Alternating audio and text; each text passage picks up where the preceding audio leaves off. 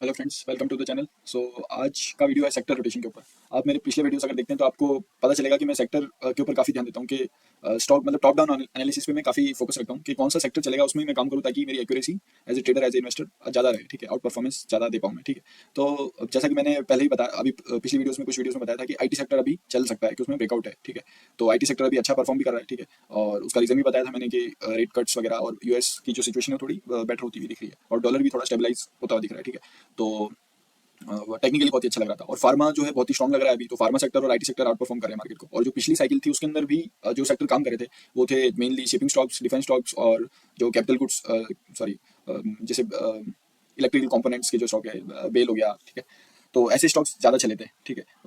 Almost double हो गए थे, ठीक है। प्रिसीजन इंस्ट्रूमेंट जो स्टॉक्स है, ठीक है, कैपिटल इंटेंसिव जो स्टॉक्स है। वैसे अभी जो नया जो मतलब रैली है उसको लीड कर सकते हैं फार्मा, आईटी और आज की वीडियो जिस बारे में फाइनेंशियल सर्विसेज, ठीक है। तो फाइनेंशियल सर्विसेज काफी टाइम से अंडर परफॉर्म कर रहा है निफ्टी को, ठीक है। मतलब और ब्रॉडर मार्केट को भी, निफ्टी और निफ्टी 500 दोनों का रिलेटिव स्ट्रेंथ नीचे दिख रहा है आपको, ठीक है।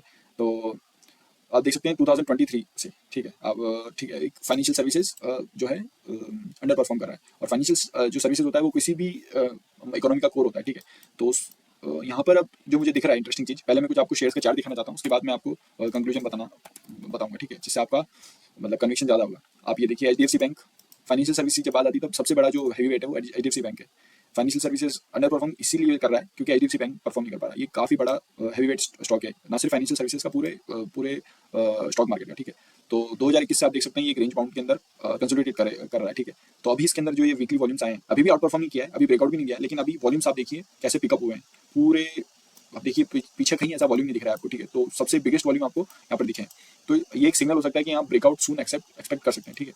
पर अभी सिर्फ आपको वॉच करना है, इसमें कोई भी पोजीशन बनाने का मैं सजेस्ट नहीं करूंगा, ठीक है। आप इसमें वॉच कर सकते हैं और फंडामेंटली इस कंपनी में कोई दिक्कत नहीं है। ये मतलब इस कंसोलिडेशन के दौरान ही अपने प्रॉफिट्स ऑलमोस्ट डबल कर चुकी है, ठीक है। पिछले शायद 3 साल, 3 से 4 साल के अंदर प्रॉफिट्स ऑलमोस्ट डबल कर चुकी है। तो बिजनेस काफी स्ट्रॉन्ग है, लेकिन ये बस कंसोलिडेशन के अंदर है, सेक्टर रोटेशन के चलते, ठीक है। तो अगला सेक्टर ये इसलिए हो सकता है क्योंकि ये वॉल्यूम्स देख रहा हूँ मैं एचडीएफसी बैंक के अंदर, ठीक है। और कुछ देखते हैं स्टॉक्स। तो बजाज फाइनेंस, बजाज फाइनेंस के अंदर आपको ये दिख रहा है चार्ट, ठीक है। यहाँ से अभी भी इसका भी ब्रेकआउट नहीं आया है।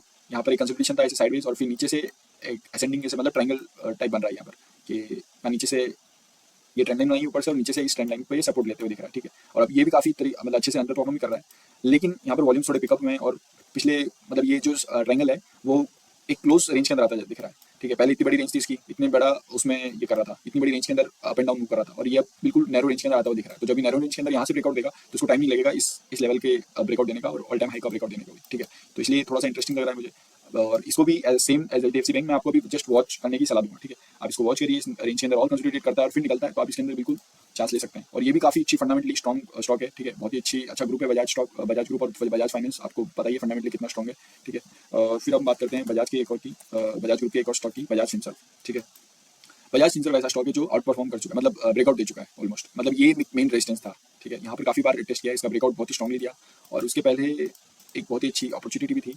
सॉरी मैं उसके बारे में वीडियो बना नहीं पाया। यहाँ पर एक ट्रेन लाइन का ब्रेकआउट था, ठीक है। तो यहाँ पर एक बहुत ही लो रिस्क एंट्री बन सकती थी, ठीक है। लेकिन उसके बाद कैसा चला है स्टॉक, ठीक है। ऐसे टाइप प्राइस रेंज के बाद जब ब्रेकआउट आता है तब आप देखिए 2 कैंडल के अंदर कितना मूव कर चुका है 2 वीक के अंदर। और नीचे से आप देखिए तो ऑलमोस्ट आउट परफॉर्म कर चुका है निफ्टी 50 को, निफ्टी 500 जो ब्रॉडर मार्केट है उसको भी आउट परफॉर्म करने की कगार पे है, ठीक है।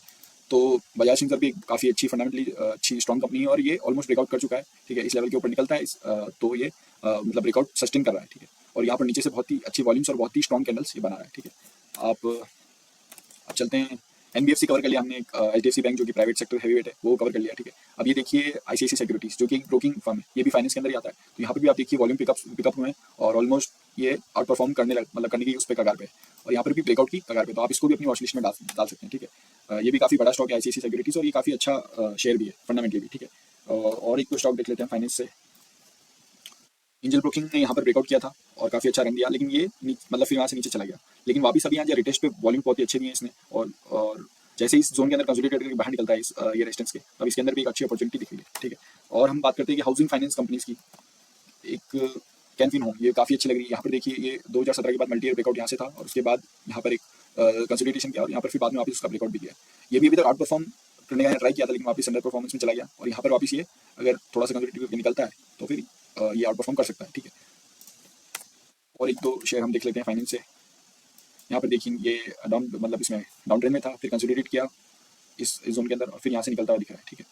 अभी इसने ब्रेकआउट नहीं किया है और अभी ये मतलब एंट्री पॉइंट नहीं है, लेकिन रिवर्सल थोड़ा बहुत इसके अंदर नजर आ रहा है कि ये कर सकता है रिवर्सल, ठीक है। तो ये कोई ट्रेड रिकमेंडेशन वीडियो नहीं है, और ऐसा नहीं बोल रहा हूँ कि अगला sector finance sector for sure होगा ही, लेकिन फाइनेंस सेक्टर काफ़ी टाइम से जो है कंसोलिडेशन कर रहा है और अंडर परफॉर्म कर रहा है इंडेक्स को ब्रॉडर मार्केट को भी।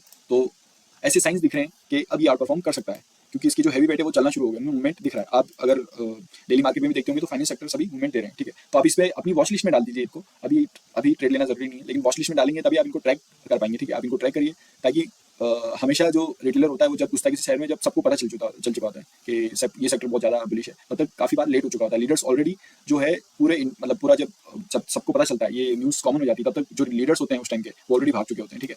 तो इसलिए मैंने सोचा कि मैं आपको वीडियो बना के इसके बारे में अवेयर करूँ कि आप जो ये लीडर स्टॉक्स है फंडामेंटली बहुत ही अच्छे स्टॉक्स और हैवी वेट इंडेक्स के, इनके ऊपर आप नजर रखिए, क्योंकि यही सबसे अच्छे स्टॉक्स है और ये हो सकता है लीडर्स हो, काफ़ी टाइम से कंसोलिडेट कर रहे हैं, ठीक है। और फंडामेंटली इनमें कोई दिक्कत नहीं है, अर्निंग्स इंक्रीज कर रही हैं, तो इनके ऊपर और फाइनेंस सेक्टर के और भी जो भी आपको अच्छे शेयर लगते हैं उनको ट्रैक करिए, और हो सकता है कि अगला सेक्टर हो अगली रैली को ही लीड करे, ठीक है।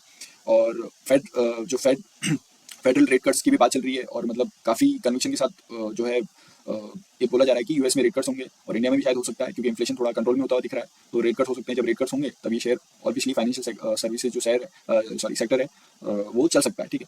तो यही इसी बारे में वीडियो था कि आप इस सेक्टर के बारे में देखते रहिए। यही अकेला ऐसा सेक्टर बचा है जो कि बिल्कुल अंडर परफॉर्म किया है पिछले 2 साल के अंदर, बाकी सब सारे सेक्टर ऑलमोस्ट अच्छा खासा चले, ठीक है। आईटी भी एक था अंडर परफॉर्मर, लेकिन अभी वो ब्रेकआउट एरिया है, आउट परफॉर्म कर रहा है, अच्छा खासा मूव कर रहा है, और फार्मा सेक्टर अभी काफी स्ट्रॉग है।